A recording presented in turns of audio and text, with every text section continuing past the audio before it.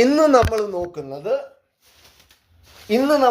നമ്മൾ നോക്കുന്നത് ബോട്ട്മാസ് റൂളിന്റെ പ്രത്യേകത എന്താണെന്ന കാരണം നമ്മൾ നോക്കുന്നത്. ബോട്ട്മാസ് റൂൾ സാധാരണഗതിയിൽ 6ാം ക്ലാസ് തൊട്ട് 10ാം ക്ലാസ് വരെ പഠിപ്പിക്കും. അത് കഴിഞ്ഞിട്ട് degree, pre university, pre degree കോഴ്സസിന് പോകും. ബോട്ട്മാസ് റൂൾ എന്താ?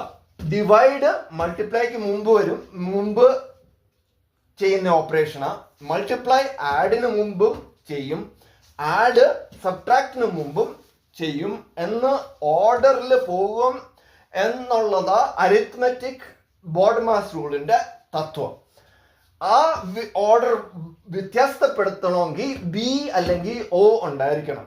ബ്രാക്കറ്റ്സ് എന്ന് പറഞ്ഞാൽ ഏറ്റവും കുറഞ്ഞ 3 തരം: floor brackets, round brackets, square brackets.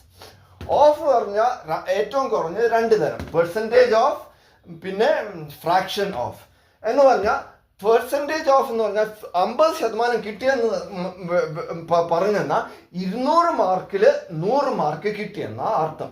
1.5% ആവുകയാണെങ്കിൽ അത് 200ൽ 150% കിട്ടിയെന്ന അർത്ഥം. സോ അതാ 6ാം ക്ലാസ് തൊട്ട് 10ാം ക്ലാസ് വരെ നിങ്ങളുടെ മാത്തമാറ്റിക്സ് ടീച്ചേഴ്സ് ഡ്രില്ല് ചെയ്യുന്നത്.